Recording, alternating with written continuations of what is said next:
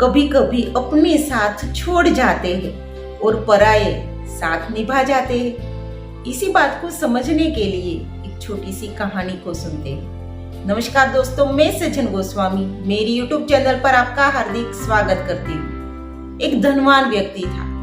उसके पास इतना पैसा था कि उसे खुद मालूम नहीं था कि उसके पास कितनी सारी धन दौलत है। वो बड़ा ही प्रामाणिक था, नेक दिल था। उसके पास जो भी पैसा था उनमें से बहुत सारा पैसा उसने नेकी के कामों पर लगा रखा था। इस धनवान व्यक्ति के देश के अलग अलग कोने पे 10 रेस्टोरेंट थे जो बहुत ही अच्छे चलते थे। पर दुख की बात यह थी कि इस धनवान व्यक्ति को कोई संतान नहीं था। एक बार इस व्यक्ति की तबीयत खराब हो गई। डॉक्टर को बुलाया गया। डॉक्टर ने कहा कि आपको कैंसर है, लास्ट स्टेज पर है, आप 6 महीने से ज्यादा जी नहीं सकेंगे। अब यह धनवान व्यक्ति सोच में डूब गया। उसे अपने जीवन खत्म होने का दुख नहीं था, पर उसे इस बात का दुख था कि उसके पास इतनी धन दौलत, इतना पैसा और उसे संभालने वाला कोई नहीं है। उसके सगे संबंधी में भी कोई व्यक्ति ऐसा नहीं था जो इसे संभाल सके और ना ही अच्छा था। अब उस व्यक्ति ने तय किया कि उसके कैंसर होने की बात वो किसी को भी बताएगा नहीं। बस 6 महीने तक जब उसके पास जीवन है तब तक वो ऐसा व्यक्ति ढूंढ लेगा जो उसके सारे पैसों को संभाल सके, नेकी के काम पर रख सके। उसके जो 10 रेस्टोरेंट थे उनमें 2000 से भी ज्यादा लोग काम करते थे। तो उसे लगा कि इन 2000 व्यक्तियों में से मुझे कोई ऐसा व्यक्ति मिल जाएगा। उसने बारी बारी अपने ही रेस्टोरेंट में जाकर लोगों की परीक्षा लेने की सोची। और उसने अपना जो हुलिया था, अपना जो पहरवेश था, उसे बदल लिया। मालिक में से वो एकदम साधारण सा भिखारी सा दिखने वाला व्यक्ति बन गया और अपने ही रेस्टोरेंट के सामने आकर चौकीदार से कहने लगा कि मैं 2 दिन से भूखा हूँ, मुझे खाने के लिए रुपया कुछ दीजिए। चौकीदार ने कहा कि मैं तो यहाँ का चौकीदार हूँ, ऐसा करता हूँ मैं मालिक को या तो मैनेजर को बुला देता हूँ। यह कहकर उस चौकीदार ने मैनेजर को बुला दिया। मैनेजर से ये जो मालिक था, जो भिखारी बना हुआ था, उसने यही कहा कि मैं 2 दिन से भूखा हूँ, बस आप अपने रेस्टोरेंट में मुझे खाना खिला दीजिए। उस मैनेजर ने कहा कि तुम जैसे भिखारियों के लिए हमारे रेस्टोरेंट में कोई जगह नहीं। फिर जो मालिक था, भिखारी था, जो बना था, उसने कहा कि मैंने आपके मालिक के बारे में बहुत सुना है, वो तो बड़े नेक दिल है। तब मैनेजर ने कहा कि वो तो मूर्ख है, मैं उसके जैसा मूर्ख नहीं हूँ। मेरे इतने अच्छे रेस्टोरेंट में तुम जैसे भिखारियों के लिए कोई जगह नहीं, तुम दूसरी जगह जा सकते हो। ऐसा कह के वो मैनेजर अपने रेस्टोरेंट में चला गया। मालिक जो भिखारी बना था वो दुखी हुआ इस मैनेजर के व्यवहार से, क्योंकि उससे इसे ज्यादा उम्मीद थी।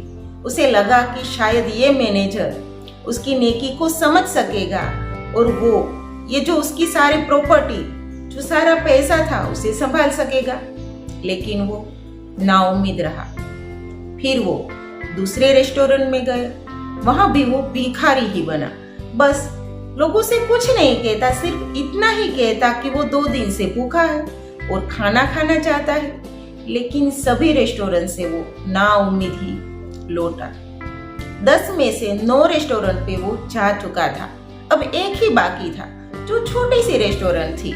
उसे लगा कि वहां भी ऐसा ही होगा, लेकिन उसने सोचा कि चलो एक बार वहां भी मैं जा आता हूँ। फिर वो मालिक जो भिखारी बना था वो उस छोटे से रेस्टोरेंट में आया और कहने लगा चौकीदार से कि मैं 2 दिन से भूखा हूँ और मैं खाना चाहता हूँ। चौकीदार भी अच्छा था, उसने कहा कि मेरी तो यहाँ कुछ चलती नहीं, मैं ऐसा करता हूँ मैनेजर को बुला देता हूँ, आप उससे ही बात कीजिए। उस भिखारी, उस मालिक ने कहा कोई बात नहीं, आप अपने मैनेजर को बुला दीजिए।